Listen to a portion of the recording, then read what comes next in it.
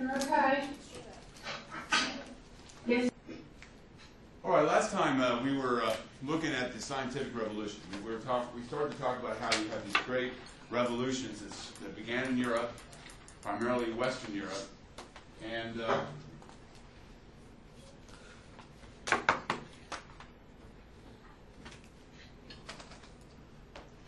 about that. There we go. These revolutions that started in Western Europe and then spread across the world. And these are revolutions that continue to have a huge impact on the world even to this day. And so you had first the scientific revolution that started 17th century, 16th century, in the early modern period in Europe. Today we're going to talk about this massive market and industrial revolution that started in Europe and spread across the world. It's still going on today. And then hopefully we'll start to look at the last of these big sweeping revolutions, a political revolution.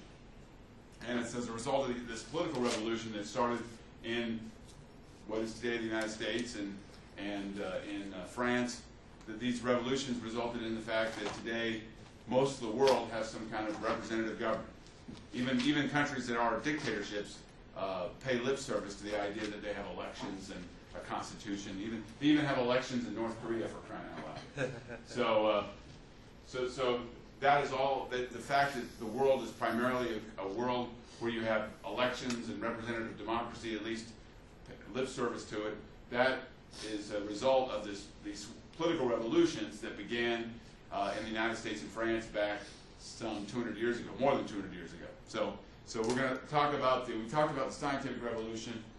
We're going to start to talk about the market revolution, and then hopefully by the end of the day we'll start to look at these political revolutions, beginning with the French Revolution at the close of the 18th century. Now, we were talking before we left, before the break, we were discussing how one of the results of the scientific revolution was that it resulted in a whole new way of looking at the world, and that philosophical movement is known as the Enlightenment. And the Enlightenment believed that human progress could be achieved over time through the advancement of science and technology, and this impacted the way that people looked at society. We looked at John Locke, we looked at Voltaire, we looked at David Hume in his study of economics, we looked at Adam Smith. And even Adam Smith, if you read his great work, The Wealth of Nations, speaks of human progress, that he believed that if you had an economic system of laissez-faire economics where the government kept its hands off market forces and allowed market forces to operate, that the invisible hand, as he called it, of the marketplace would lead eventually to increased human prosperity, that the standard of living would grow over time if you allowed market forces, the law of supply and demand, to operate without any kind of government interference. He lived at a time when you had tariffs and customs duties that were imposed, and you had government monopolies, and he believed that these what he viewed as corrupt practices were a hindrance to economic growth. And some people have often pointed out that Adam Smith's invisible hand leading to human progress looks a lot like God's providence for a Calvinist and predestination. So some people have wondered. Adam Smith was Scottish and Presbyterian background, wasn't a particularly religious man, but you can see the influence of perhaps the influence of his religious upbringing in this idea that not calling it God's providence, but instead calling it this invisible hand that's going to promote human progress over time through these laws of the marketplace. Another very strong influence in shaping people's worldviews and way of looking at the world was an historian. Edward Gibbon was an Englishman. He's considered to be one of the first modern historians because basically in his history he tried to examine the past without any kind of superstition or spiritual influence. Before Edward Gibbon, the historians who wrote about the past often included things like omens and ghosts and incredible tales of monsters, and that was just kind of the accepted tradition. History when they wrote history, they told about these wild tales, and that was perfectly acceptable. But for Gibbon, being a rationalist, being a man of the Enlightenment, that was unacceptable. So when he examined the past and wrote about history, he only his interpretation of history was based on what he considered to be rational and scientific. So he examined his great study was on the Roman Empire, and when he studied the Roman Empire, he decided to look at the sources, the ancient sources, in and of themselves, and to interpret and study them in a rational manner. He established a precedent which almost all historians really follow today. He wasn't, of course, the only one. But he was one of the more important new historians, examining the past, approaching the past in a new and different way. And he even had his interpretation of history was even influenced by the Enlightenment. In his book on the fall of the Roman Empire, he believed that it had been superstition and barbarism and ignorance that had brought about the decline of the Roman Empire. Remember, as an man of the Enlightenment, he believed very strongly that reason and science was the way to advance. So from his point of view, superstition and ignorance were what brought about the decline of a great empire. Now there's a great story about Edward Gibbon that when he was writing it, it came out in 1776. When he had published the work, Ben Franklin, who was this is during the American Revolutionary War. Ben Franklin was in Paris at the time. He was trying to negotiate a treaty with France as an ally of America in the American War of Independence, and he heard that Edward Gibbon was in Paris, or had been, and he wanted to make contact with him because he had read his great book and was very impressed by it. And Edward Gibbon would have nothing to do with Ben Franklin because from Edward Gibbon's point of view, the two countries were at war, and it would have been inappropriate for him to have contact with Ben Franklin. And so Ben Franklin wrote a little nasty note saying, well, you're writing about the fall of an empire.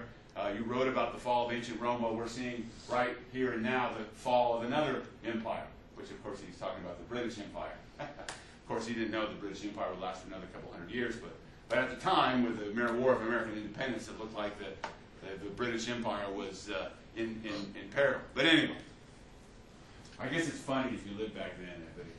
To start me, it's funny, but I don't know. I'm one of those history nerds, you know. All right, now, so that's the Enlightenment was a very important movement. It came out of all these advances in science that took place in the 17th and 18th centuries. Now I mentioned earlier that all these advances, all these revolutions are interlinked together. And that is certainly the case, because when you look at the market revolution that was beginning to sweep across Europe, beginning in the 18th century, one of the causes was the Enlightenment. So let's talk about this market revolution. The market revolution, what it basically means is that beginning in the 18th century, the trade just expanded and exploded at a rate never before seen in human history. So markets for goods and services just grew at an enormous rate. So you had a situation where people were producing goods for markets that were very distant, very far away. And so it meant a tremendous, huge increase in demand. And this also required huge developments in technology to mass produce the goods to meet those demands. So that's why this extraordinary growth of the markets worldwide is very much linked to the Industrial Revolution, because what the Industrial Revolution was an effort to mass produce goods, to manufacture goods, to mass produce them and to meet this growing demand for goods. So that's why the market revolution and the Industrial Revolution go hand in hand, and things really started to gel and get going in the 18th century, and especially in Great Britain. It was in England. England, you could say that England was the home, the birthplace of the Industrial Revolution. And probably not a coincidence that they also had a great overseas empire, because as we'll see, the two really go together. So what were the causes of this market revolution? Well, one of them was the scientific revolution and the Enlightenment, which we just discussed. Another factor was this dramatic population growth that really started to get going in the 18th century. Another factor was the continued rise of merchant capitalism. We've already discussed this to a certain degree, the growth of trade that goes back to the age of exploration and the age of discovery. And then another factor is harnessing the power of fossil fuels.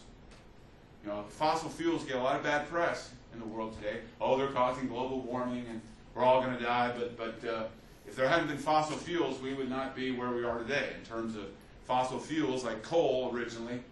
Coal before oil, coal was the original fossil fuel. Learning how to use coal as a source of energy was a leading cause of the Industrial Revolution and the market revolution. So let's look at each one of these causes individually. Let's begin with the Enlightenment, because we already discussed that. I don't have to go a lot of detail here. Remember, the Enlightenment was using reason to solve problems, using reason to understand the world around us, and developing new technology through the experimental process. You know, something doesn't work, you go back to the drawing board. You know, you've all heard that, right? Well, that process of discovery, collecting data, doing an experiment, finding what works and what doesn't work, trying to solve problems using reason, the scientific revolution really promoted that kind of thinking. And as a result, more and more people who were literate and who could read began to kind of learn about this new process, this new way of approaching problems. And you can see how this could have a practical effect. You could use this kind of process not just to uncover the nature of the stars, but to build a better mousetrap, so to speak, to build a better machine, to improve a process to make something work better. So the Enlightenment created a new way of thinking that promoted experimentation. And when people are willing to try new things and to experiment and see what works and doesn't work, that is what you need to have happening to improve technology, to expand knowledge, and to make things work better. So the scientific revolution and the Enlightenment were one of the key causes of this market revolution and the industrial revolution. So we've already discussed that about the scientific revolution, but let's talk about this population growth. You know, why did the population of Europe, and especially England in the 18th century, just take off? Well, again, you have multiple causes. One of the reasons for it was the introduction of, talked about the Columbian Exchange, the introduction of new crops. Corn and potatoes. Corn and potatoes, they learned about corn and potatoes in the 16th century, but it took a while for them to take. It took a while for people around the world to say, hey, these crops work. We can grow corn, maize. We can grow potatoes. And so by the time you get to the 18th century, in places like Great Britain and France and across Europe, farmers were planting corn and potatoes. Now the thing about both corn and potatoes is that they are very rich in nutrients and they're a very good source of energy. And so, as a result of corn and potatoes, you had a situation where fewer and fewer people were dying of malnutrition. And remember, one of the causes of epidemic disease is malnutrition. People who are malnourished have less defense against epidemic diseases. So when you have malnutrition, you're always going to have that fear of epidemic diseases. But when people are better fed and have better nutrition, then that means that you're still going to have disease. It's just not going to be nearly as deadly for the general population.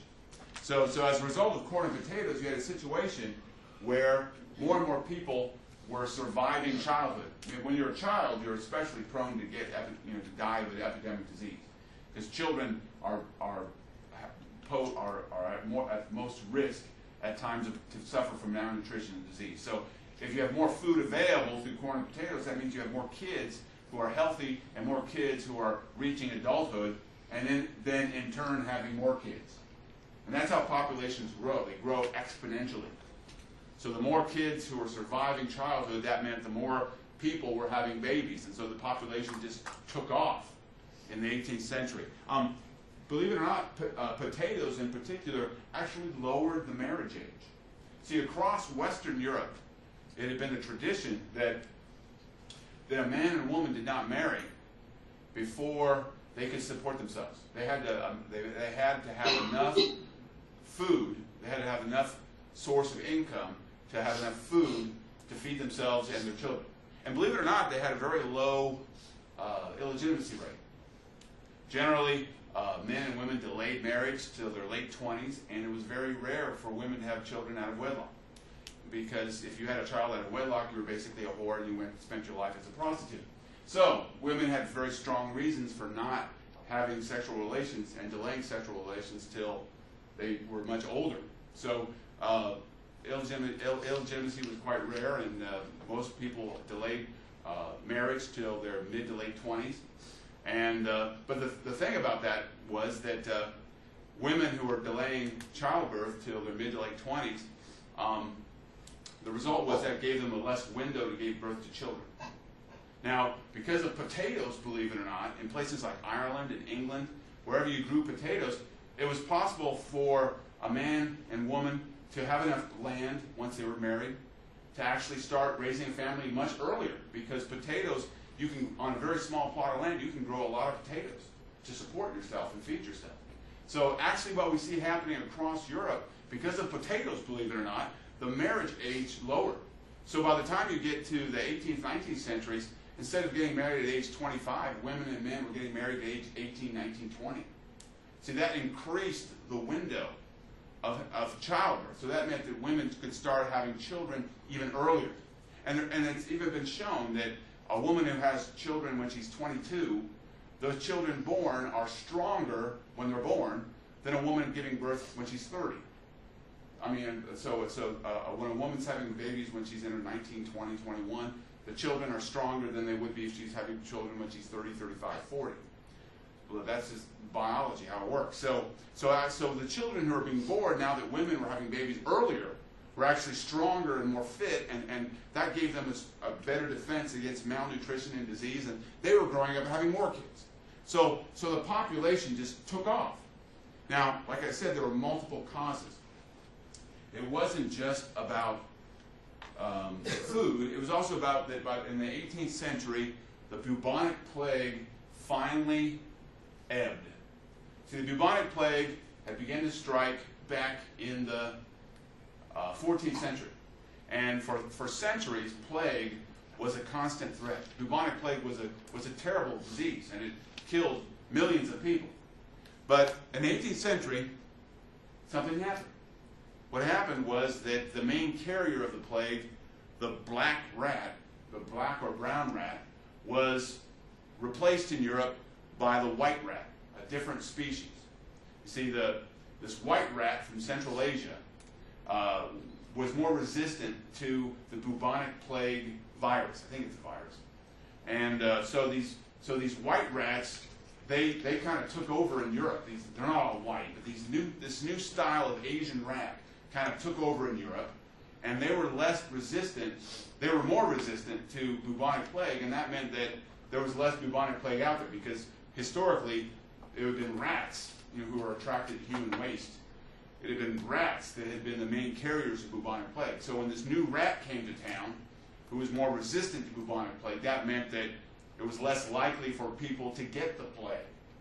And so that meant that, the last big plague, I think, was in the 1730s in Marseille, in the south of France. That was the last big plague in European history. By the time you get to the late 18th century, plague had just disappeared across Europe, thanks to the great white rat, who had come from Asia and saved Europe from the plague. But, of course, there are more to it than that. By the time you get to the 18th century, of course, many Europeans had saw the link between dirt and waste and pollution and plague. So by the 18th century, European cities were beginning to maybe not throw refuse and trash in the streets, maybe keep the streets clean, hire people to pick up the horse poop so it's not just lying in the street, things like that. People began to realize, if you have a clean cities, you're less likely to spread cholera and plague and these other diseases. So by the 18th century, Europeans were finally catching on that they needed to have more sanitary cities if they wanted to avoid these diseases that were so deadly. But cholera continued to be a plague for many. There was in 1865 there was a cholera epidemic in Memphis that almost wiped out the entire city. And that was in 1865. So epidemic diseases were still, a big danger. And then you've all heard of Typhoid Mary in New York City. It spread typhoid all over the city in the late 19th century. I want to make it clear that epidemic diseases continued to be a problem well into the 19th, even early 20th centuries in some third world areas. But anyway, but the bubonic plague kind of subsided in the 18th century, and that was a big boost to population growth across Europe. All right, so we've talked about dramatic population growth. Now, as the population grew, they demanded goods, and so the population growth was a big cause of economic growth in this period. I just read somewhere, here we are in the 21st century, some economists argued that one reason why we're stuck in this low growth period is because of the birth rate. Because the birth rate's declined, and so there's, in the millennial generation, they're not having babies as much, and that's actually leading to lower demand, and that's one reason why our economy is basically moribund in the last couple of years because of demographics. So demographics still, 21st century, 18th century, still a factor in impacting economics, according to some. Yes. So that's a crock. There's a lot of millennials who have kids. I mean, a good majority of us do. Not as many as they used to. Not as many as the baby boomers had, or the. No, nobody had his kids as much as the baby boomers. Well, in the 1950s, the average family was 3 to 4 kids, and now it's like 1 or 2. I think it's like 0.87 or something like that. I don't know where the 0.87 kid comes from, but that'd be kind of a scary kid. But I don't know. But anyway, but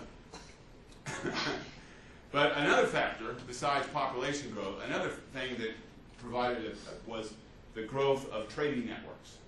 And this really goes back to the Age of Discovery that we've already discussed. Remember, during the Age of Discovery, merchants from Europe were reaching out and trying to find new markets and new sources of exotic goods, of luxury goods. And over the course of the 17th, 16th, 17th, into the 18th centuries, these trading networks expanded and grew. And so you had, for example, I had the development of the transatlantic trade. The Atlantic became a major avenue of trade that linked 3 continents. In fact, it's called the Triangle Trade because it linked Africa, Europe, and North and South America. It linked these different parts of the world in trading goods. So the growth of trading networks and the growth of trade was an important factor. It created a kind of a structure for the growth of trade.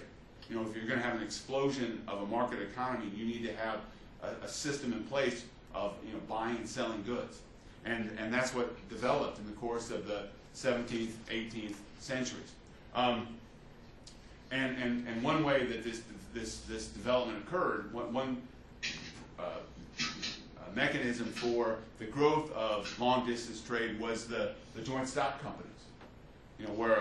Which are the kind of the forerunners of the modern corporation, where merchants and anybody else who wanted to invest would buy stock in these companies that would do business in these long-distance trading ventures. The most famous, of course, joint stock company that we've already discussed was the British East India Company that, as we saw, came to dominate India itself by the 18th century. And a lot of this trade was generated by luxury goods. These are goods that were not necessary for life, but which, if you own these goods, it gave you status and a sense of success, I suppose. What are these goods? Like tea and sugar and coffee and spices and cocoa. I mean, and silk would be one that was for making clothes. Porcelain from China. I mean, these precious luxury goods were in demand, and the demand for these luxury goods was what helped promote the development of these trading networks, this long-distance trade, this transatlantic trade. Another big source of growth of economic trade was the slave trade. You see, one reason why Africa was involved in the transatlantic slave trade is because of the slave trade itself. Manufactured goods like guns and iron weapons and tools like axes and spears and whatever would be sold to African states in exchange for African slaves. And then it would be the slaves who would be doing the labor on the various, maybe a lot of times they worked in sugar plantations and tobacco plantations in the Americas and in Brazil and in the Caribbean islands. So there was always to produce the sugar and the coffee and the tobacco that were in demand, you needed to have large plantations growing these cash crops, and these plantations were located in like Virginia or located in the Caribbean islands like the Bahamas or in Brazil, and but these plantations required large amounts of unfree labor. So that's why the slave trade was so important. And the slave trade was a big cash generator. In fact, by the 18th century, the Great Britain and the American colonies, who were joined together in the 18th century, were the biggest partakers in the slave trade. They were the #1 slave traders. The Portuguese had begun the slave trade back in the 16th century, and then the Dutch had taken over in the 17th century, but by the time you get to the 18th century, it was the British and the American colonies that dominated the slave trade. So the slave trade generated a lot of profits. So all these developments are linked. You know, the sugar was in demand, but to meet the demand for sugar, you needed slaves, and so that linked to all these different areas. Manufactured goods produced in Europe and in Great Britain, sugar being produced in the Western Hemisphere, in the Caribbean islands, and Brazil, and then slaves being provided by West Africa for the most part, in Africa. All right. Now, one of the things that came about as a result of this transatlantic trade and the growth of trade was that there was a demand for currency. Remember, in the Age of Discovery had resulted in gold and silver being found in large quantities in Mexico and Peru. And you've already read about the mines of Peru and the mines of Mexico, how these were being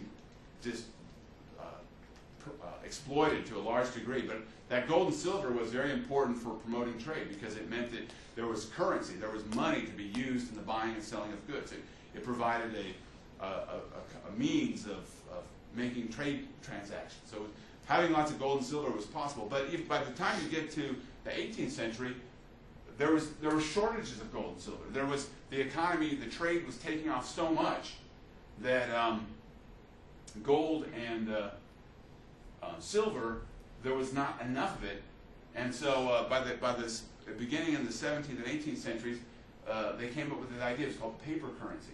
Actually, the Chinese had started it back in the 12th century. The idea of taking a piece of paper and printing on it, this piece of paper is worth this amount of money.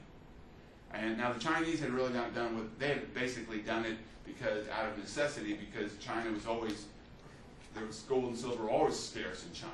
But by the time you get to the 17th and 18th centuries, European countries and the American colonies were beginning to realize, look, we don't have enough gold and silver to run our economy. So that's when you begin to see the printing of money.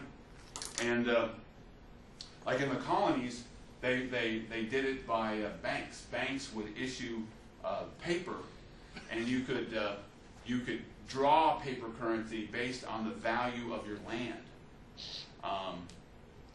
They were called land banks, and actually the American colonies were very innovative in developing paper currency. The first really widely used paper currency in the world was in Massachusetts, believe it or not. That's why it was 1690. But pretty soon the Bank of England, founded in 1707, they used it to a large degree. They would issue paper currency, and the Bank of England was backed by the full force of the government of Great Britain, and also private investors. Remember, the Bank of England was kind of like the forerunner of the Federal Reserve we have in this country, and all the reserve banks central banks that were around the world. But anyway, so that paper money would begin to really start to take off and be used as a form of currency, really in the 18th century.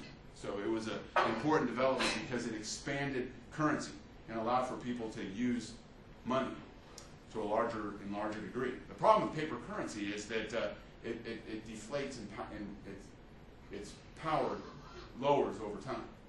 So if people don't have confidence in a bank that's issuing the paper currency, then the value of that currency declines because it's not like gold and silver.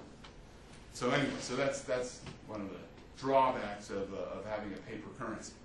All right, so we've talked about dramatic population growth. We talked about the importance of the Enlightenment. We talked about the growth of emerging capitalism and trading networks and currency.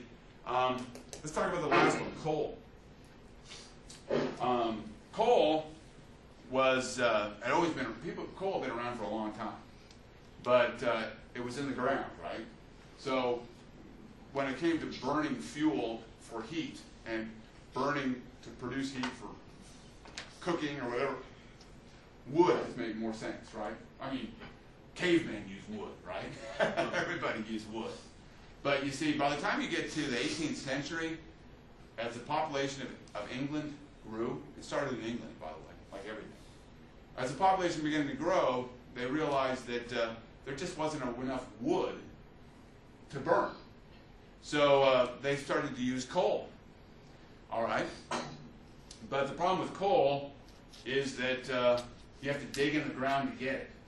And when they started in the Midlands of England, in central England, when they began to dig around for coal, dig into the ground to get the coal, to burn it, they discovered that every time you dig into the ground, the hole fills up with water, right?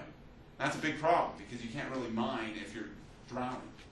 So in 1712, though, a man by the name of Newcomen came up with this idea. It was a steam engine. It was an engine that used coal for fuel, and it was an engine, and you could use the steam engine to pump water out of the mine, right? And so the steam engine could be used to pump water out of the mine so you get more coal. But then somebody realized, they said, you know what, we can use a steam engine to do other things besides just pump out water. You can use an engine, you can use a steam engine to run anything. But it just took a while to create and perfect a good, effective steam engine. And the man who did it was another Englishman, a man by the name of James Watt. You can see a picture of him up there. James Watt invented, about 1765, the first really effective steam engine.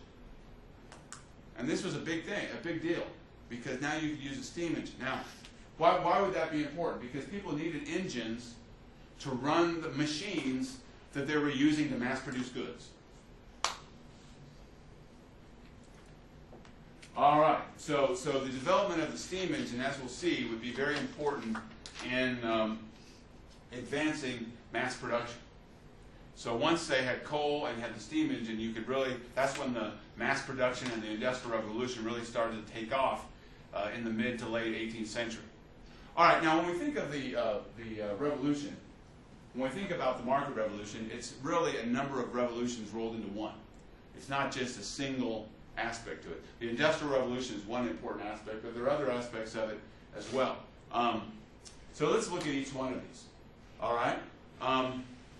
In terms of agriculture, what they did is that as the population grew, they realized that they needed to find ways to grow more crops.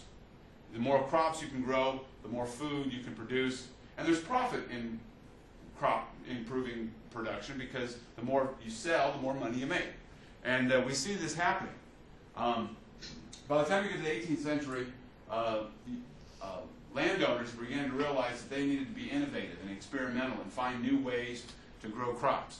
And a couple things happened. Like, for example, they realized that you needed to have crop rotation. You needed to find ways to kind of return nutrients to the soil to make the farmland more productive. So they began to grow turnips and clover and grow them and then plow them into the land as a way of improving, restoring nutrients to land.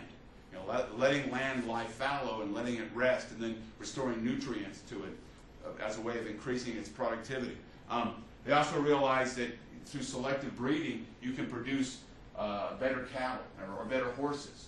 So you had, again, the spirit of the scientific revolution taking form, and people saying, hey, how can we create better sheep with more wool, or fatter cattle, or horses that are stronger?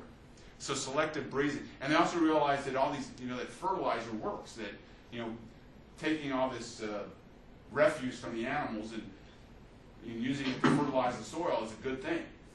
And a lot of times, across Europe, a lot of these scientific societies that came about as a result of the scientific revolution, a lot of them were focused on, okay, how do you make better crops? How can we improve our methods of selective breeding or raising crops or fertilizing the land? In the 18th century, one critic said that if you went to a British aristocratic landowner's social gathering, all the men would sit there and smoke cigars and talk about their breeding, their cattle and their turnips, because they were talking business. Now, very important in all this, what allowed for using all these new, more scientific methods to mass-produce goods was the fact that by the 18th and into the 19th century, more and more land was owned and directly operated by large landowners in Europe. You see, traditionally going back to the Middle Ages, aristocrats and landowners really didn't care too much about what went on land. They basically, every village in the old system of feudalism, every aristocrat owned a manor. It's called manorialism, and aristocrats basically, as long as they got their rents from their peasants, they could care less about the land. That was a traditional view, and the farmers who lived on the land and in the village, there was a bunch of land that surrounded the village. It was called the common lands, and it could include like pasture and maybe a stream or a lake and maybe some woods. And traditionally, peasants, they would farm the land, and then you could live off the common lands. You could hunt there. You could pasture your animals there. You could fish there. And as long as they paid a small nominal fee to the Lord, they could use these common lands. Well, beginning in the 16th century, there began a movement called enclosure. See, aristocrats who were landowners starting in England and across Europe, they realized that if they took these common lands and farmed them out and controlled them directly, if they enclosed them with a fence, then they could profit from that land directly. Like in the 16th century, landowners said, hey, instead of letting the peasants use this land, I'm going to enclose it, and I'm going to use it to raise sheep, then I can sell the wool and make a fortune. So what they were starting to do, this happened more and more. A lot of times they also realized as the agriculture became more a source of money and more of a profit measure, business, large landowners realized, having all these peasants in their little plots of land, work the land, they can't do it as well as I can. They can't apply all these new methods and these new processes. So I'm just going to take over all the land and just run it myself. So instead of having peasants who work the land as tenants, I'm just going to make them agricultural laborers and pay them a wage, like per hour. See what I'm saying? And so these peasants went from being tenant farmers and serfs to being basically agricultural laborers. And now there's an advantage of having this, because you see, in the old system, an aristocrat was kind of responsible for the peasants. He kind of had a social obligation to them. But by enclosing the land and kicking them off and turning them into agricultural laborers, he just had to pay them for the work they did. Once he paid them, his obligations were over. They just became labor. So that meant that the peasants were pretty much on their own. When it came to finding a house and all that, when they worked for the aristocratic landlord, they worked for a wage, and then they were done for the day. Now, what happened is that this created a system that was more profitable for landowners, because all they had to do was they didn't have to worry about the peasants. They just had to pay them for the work that they did, whatever the going wage was. Now, as time went on, a lot of aristocrats across Europe caught on to this and realized, hey, if they're not my peasants anymore and they're not my serfs and they're just kind of left to their own devices, I just have to pay them a wage, then that, over in the long run, that actually lowers my costs, my labor costs, and allows me to make more money. So by the time you get to the 19th century, there are fewer and fewer peasants and more just agricultural laborers working for wages. By 1849, serfdom had been abolished in Prussia, and by 1861, serfdom had been abolished in Russia. So it started in England and Western Europe, and by the 19th century, it had spread all the way to Russia. So now you had these agricultural laborers working for wages, and that was a system that was much more profitable and efficient for landowners. And now they could take all their land that they controlled and use it and apply the latest methods of production to get as much out of the land as they could. So productivity just soared at this time.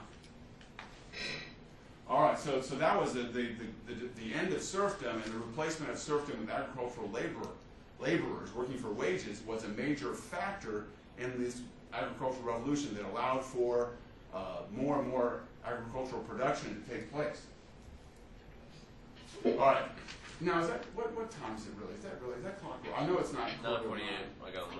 Yeah. Quarter to 10. Not yeah. Or Like 12 a little minutes after. till. 9:48. 9:40. So that's a little slow. All right. Well, why don't we take a little break and so this guy can wake up. Sean here can wake up.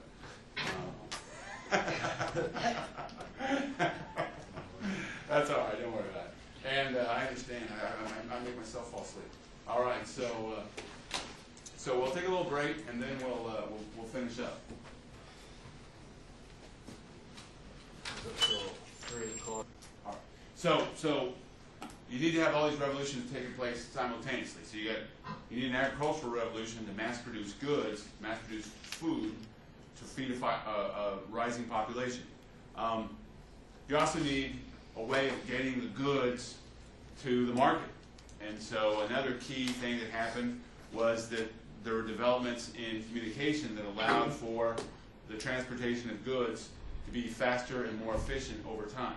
Now, it started really kind of low-tech with the construction of canals. You know, if you look at the 17th, 18th centuries, some of the more active kings of Europe and their monarchical governments supported building canals. You know, canals were seen as a way of, you know, back then it was a lot faster to use rivers and go by boat, you know, using rivers, lakes, and ocean water, you know, seas to travel, than it was by road. You know, basically, you know, you just had wagons and horses, and that was very slow going.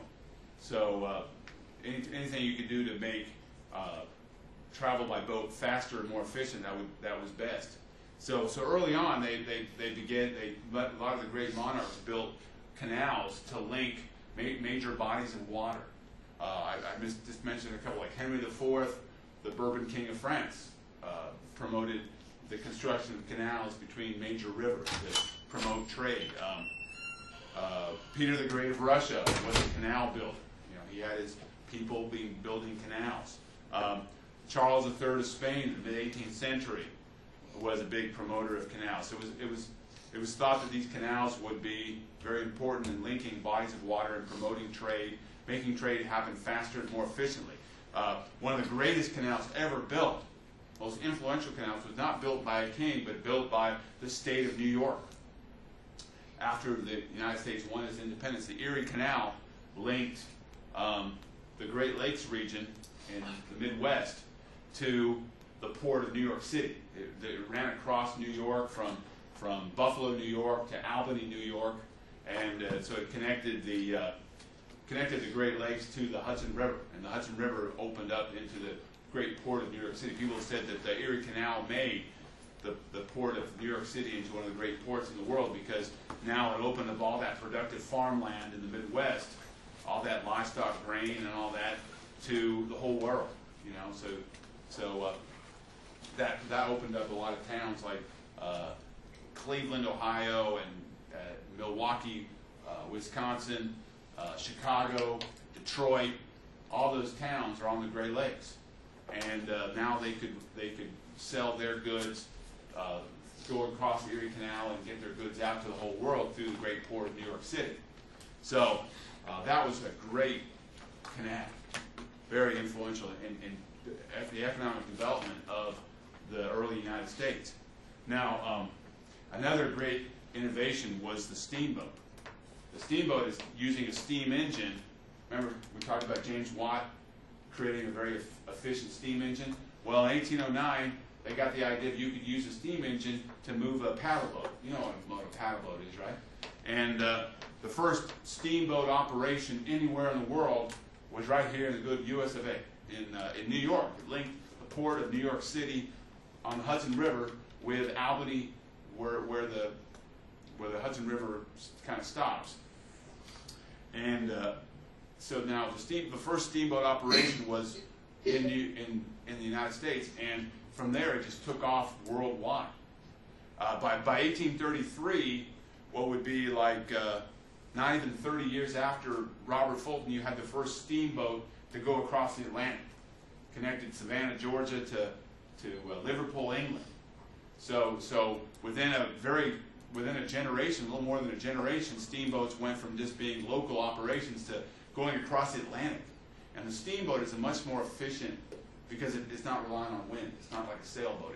It chugs along at a constant speed. So the steamboat pretty much linked. Pretty soon you had steamboats not only in the Mississippi River, the Ohio River in America, but you had steamboats going up the Rhine River in Europe, or up the Thames in England. Now, probably the single greatest revolutionary element to the communication revolution was the invention of the railroad. Because what the railroad did was you don't even need a body of water with a railroad. If you build a railroad, you can connect any points together. Now, the first railroad ever was in England, of course, in 1814, and it uses a steam engine. You all know how many people have gone to Dollywood and ride the steam engine there? And that's a good old-fashioned way of having fun. You can actually be on a real steam engine. Most of the trains you see today will run on diesel, not steam.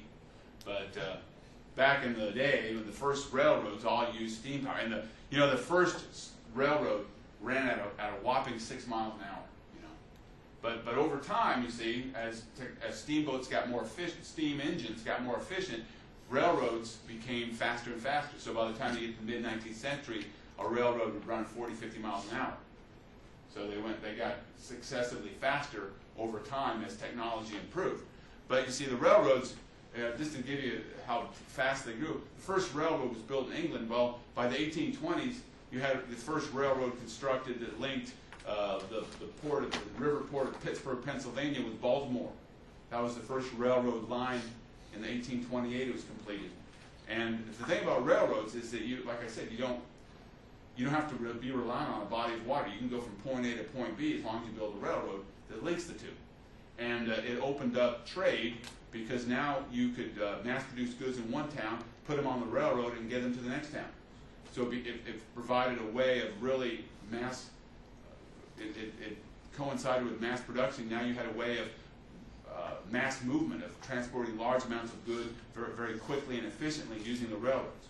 And some people would say that the railroad and the growth of railroads kind of took this market revolution to the next level in what's called the second industrial revolution in the mid to late 19th century, which we'll cover later. But the railroad really was a revolutionary new technology in its day. So you have this, we talked about the agricultural revolution, we talked about the communication revolution.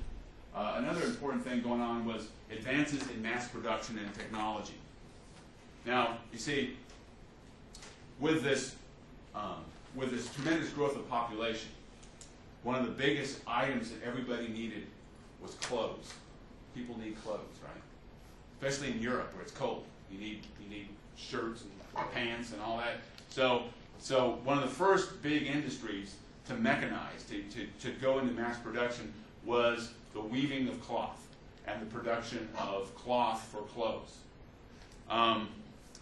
Now, and this really started going in the 18th century. The other major industry was ironworks, making steel, because everybody needs iron. Everybody needs steel for your tools, right? So the two earliest industries to really experiment with new technology and to work with mass production were steel, the steel industry, and the cloth industry. And also, believe it or not, pottery was one of the first big industries to really start to mechanize and do mass production. But for the most part, it was cloth and steel. Now, in the in the 18th century, they're figuring out ways of how can you make machines that will allow one person to mass produce cloth faster and faster and more efficiently. And so they invented machines like the spinning jenny. There's a spinning jenny right here on you see a picture of it here. Spinning jenny was invented in 1765, and it was just one of a number of new technologies in the cloth industry. Now, in the middle of the 18th century, when they first started using these machines, they needed to be linked to a source of power. So early on, to provide power for these machines, they used water mills. You all seen a water mill. You can see them at Dollywood too. Yeah. A water mill produces energy through the movement of water. Another thing was windmills. Like in the Netherlands, where it's very flat, they had windmills because you use a windmill as wind power. But the thing about wind and the thing about water is that what do you do if you're not close to a good flowing stream, or if it doesn't rain, or you don't, or there's just not a lot of wind, right?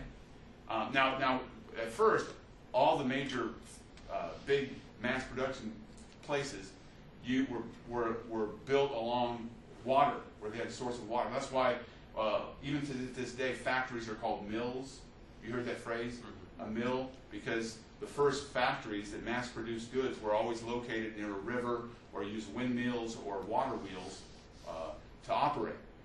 But you see, with the development of a very good steam engine with James Watt in 1765, now you can use steam engines to operate your machines, and you can put your factory anywhere.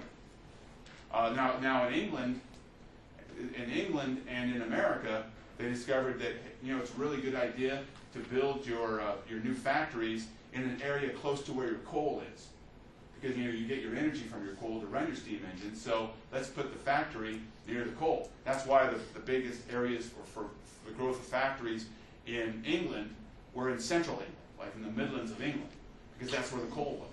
One of the biggest areas of mass production here in America was the area around Pittsburgh, in Pennsylvania, because that's where all the coal used to be. Before you started having coal in Virginia and West Virginia, the biggest source of coal in the early mid-19th century, late 19th century was Pennsylvania.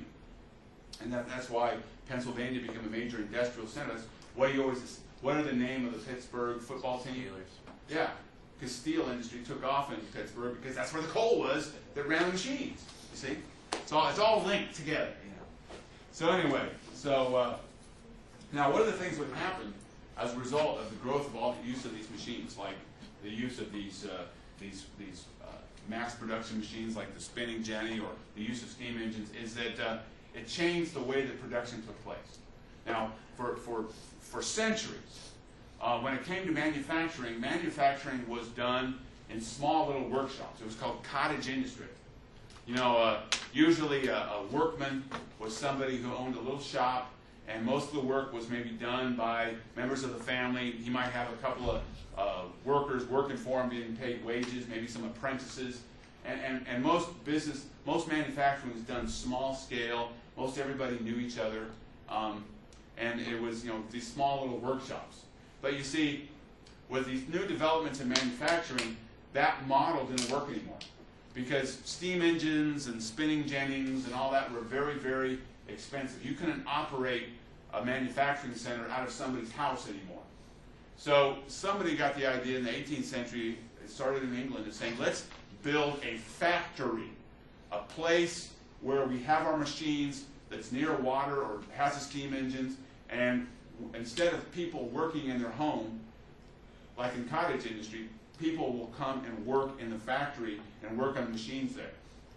So what we see happening over the course of the 18th and into the 19th century is that small-scale cottage industry, where the work was done in a workshop attached to the home, that was now more and more industry was done in these large factories where the workers left home to work in the factory. And it's called the factory system. But this was a new development, and it took some time for it to develop. It started in England, and it spread to the Netherlands, and to Germany, and to France, and to the rest of Europe, and it came to America as well. You know, the first big large-scale factory in America was the Lowell Cloth Factory Works in Lowell, Massachusetts, and that was founded in 1813. So it took a while before it got to the United States. All right, now, real quickly, this had an impact. These developments, these economic developments, this economic revolution had a big impact on society. One of the things we see is that you see the growth of the middle class. Remember, the middle class were the people who weren't peasants, weren't agricultural laborers, weren't the aristocrats. They were the people in the middle. But in the course of the 18th, 19th centuries, you see the growth in the number and in the wealth of the people engaged in manufacturing and industry, the people who were building factories, the bankers, the people engaged in trade, the shop owners. The growth of the middle class was exponential, and they grew in wealth and numbers over the course of the 18th, 19th centuries. Any area where you had an industrial revolution, you'd see a huge increase in the wealth and the size of the middle class. Another thing that happened is that, remember, we already talked about the growth of agricultural laborers. You know, that peasants were no longer just serfs or peasants living in villages. They were agricultural laborers who were paid wages. But over the course of the 18th, 19th centuries, you have a situation where a lot of these agricultural workers got tired of not being able to find work. They're a lot of times, you know, they work, but then maybe they wouldn't have a job the next day. It was very erratic. But many agricultural laborers discovered that if they moved to a city and started working in a factory, they could make not a lot of money, but they would have more steady employment, because these factories needed workers to work these machines. So what we see happening in the course of the 18th and 19th centuries is we see the growth of the scholars sometimes call it an urban proletariat. These are people who don't own any property but live in cities and work in factories or work in the city for wages. So we see the growth. And another name for this class is the working class. Question? What was that? Urban what? Proletariat. That was a Marxist term. We'll talk about him later. Sometimes Marxists refer to the working class who own no property and live in cities and work for wages as the proletariat. Is that like basically like the bourgeoisie is the middle class, and then is that just for Yeah, the bourgeoisie would be the middle class, and the proletariat would be the working class. What was their upper class term? Aristocrats, aristocracy. All right. So now one result of all this was that very closely linked to the growth of a market economy and growth of the Industrial Revolution is a process called urbanization. Urbanization means when you have large numbers of people leaving the countryside to find work in the cities. So what you see happening with urbanization is that over the course of time, you have fewer people living out in the country and more people living in the city. This happened in the United States. You know, when our country was first founded and when it took its first census in 1790, 90% of Americans lived on a farm. And then by 1900, 110 years later when they took the census, only 50% of Americans lived on a farm. And then now it's only like 7%. But so urbanization has been the constant thing going on in this country. And now in the case of England, for example, a lot of the new cities that were arising were in the Midlands. Now this area had been very vacant and kind of less inhabited back in the medieval period, but the English Midlands, because there were coal there, that's where a lot of the factories were located, and that's where the cities grew, like Liverpool and Birmingham, and and so you had this big shift in population in England as more and more people from the countryside moved to these growing cities to find work. Liverpool would be like an example of a little tiny village that, because of the Industrial Revolution, by the 19th century became a major city, a big center of cloth manufacture. Now, another development we see in this period was that the guilds declined. Remember, going back to the Middle Ages, workers who were in a certain industry belonged to a guild, and a guild was like kind of like a social club and a union all rolled into one. You know, a guild provided social services, it provided insurance, and everybody in a trade belonged to a guild. But you see, guilds were based on the idea that to learn you had to work to learn a skill, and you needed to go through the process of being an apprentice, and then being a journeyman, and then you learn the trade, and then eventually you become a master workman. That's how guilds operated. But you see, in the cloth industry, for example, anybody could run these machines. You didn't need to be a skilled laborer. So if you were a weaver or a fuller, anybody in the cloth industry, and you were in a guild, you were pretty much screwed, because you didn't have to learn anything. Basically, here, you know, press this button and do this, and you can run the machine. You can have women and children run these machines. In fact, in a lot of these earliest factories, most of the labor in the cloth industry, most of the labor was done by women and children. And so certain guilds kind of disappeared. They had no function anymore. So if you're like, I don't know if you've heard of Andrew Carnegie. He was one of the wealthiest men in America. His father was a weaver in Scotland, who basically had nothing because being a weaver didn't mean anything anymore. Because, you know, you had these big factories that could employ cheap labor. And when Andrew Carnegie came to America, he worked in the mid-19th century. He worked as a bobbin boy. As a child, he worked doing, you know, semi-skilled, unskilled labor in one of these big cloth factories. And so basically, a lot of the guilds. Now, the guilds that were in more specialized, like goldsmiths, you know, or jewelers, you know, some of the guilds that were in very specialized fields, they had no problem. But a lot of the guilds that involved, like cloth, like fullers who dyed cloth, or weavers, these people, they didn't have a job anymore. And so what we see happening is that when the guilds declined in power and influence, that was a blow to a lot of working class people, because now they had no kind of social services. That was one of the important functions of guilds, was that they provided, they provided for orphans and widows, and they helped people out in time. You could go to them for a loan. And now when the guilds disappeared, that left a huge gap where working people didn't have any kind of safety net whatsoever.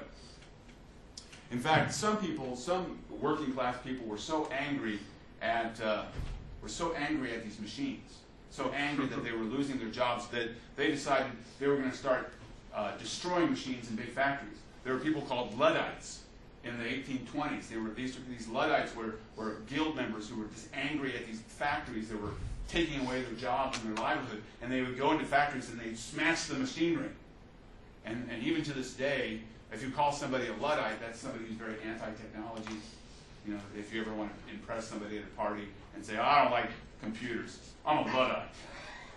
You could be like, wow, he knows big words. Right. But anyway, so that's the impact of that. All right, now, in the remaining moments, I'd like to get to our next big subject that we're going to be spending a lot of time on. And that is the French Revolution. And that's what you're going to be, on Thursday, the online lecture is about the French Revolution. So to kind of prepare you for that, on Thursday, I want to talk about some of the why the French Revolution is so significant. Now, in a lot of ways, the French Revolution is seen as the beginning of this massive political revolution, because even though the American Revolution that was earlier is significant, the French Revolution was much broader in its implications. It was a true social revolution. The American Revolution, America won its independence, but it didn't fundamentally change American society. American society was very unique, but the revolution didn't fundamentally change it in any way.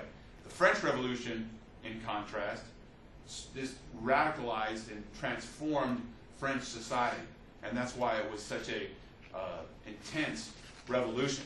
And it was a revolution that kind of spread across Europe and had huge implications for the rest of Europe. So now, one thing about the French Revolution was that it was a revolt against the traditional way of looking at the world. Now, the old way of looking at the world, the old conservative, was called the old regime. This was the old system that had been around since the beginning of the early modern period. And then, as a result of these revolutions, and the French Revolution and revolutions that swept across Europe, this new way of looking at the world and of looking at politics was known as liberalism. Now, today we use the word liberalism for a variety of American political system, but liberalism, all Americans are liberals with a capital L. Because all Americans we all embrace the ideals of liberalism, whether we're conservative Americans or liberal Americans, we're all liberals with a capital L. Because liberalism is what came out of the American and French revolutions. It was the new society, the new political system that was an alternative to the old system of monarchy, the old regime. All right, so real quickly, what are the differences?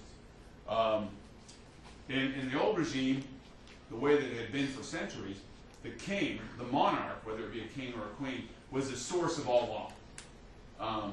The king came to power, and his power came from on high. You have this belief in divine right, that these absolutism, that these kings, their power came from God, and all authority stemmed from the monarch. In the new system of government, it was often called a republic or a commonwealth. The idea was that all authority came from the people. The people were the ones who were the source of law and authority, not the king. So and instead of having a hereditary monarch like you do under the old regime, you have a system in a republic where you have elected representatives, where you have representative government, that the people elect their own leaders to be the government that rules over them. Another difference would be in the old regime, you have privilege. Certain you don't have equality. Some people have more rights than others. In the new liberal regime, the idea is that all people are equal before the law. There are no privileges. Aristocrats have no special privileges that other people don't have. Another thing, in the old regime, you have tradition.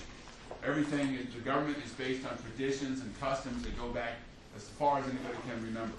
Under the new liberalism, the idea is that you have a written constitution that clearly lays out the functions of government and its powers and lays out the rights of the people. So you have a written constitution as opposed to tradition and customs.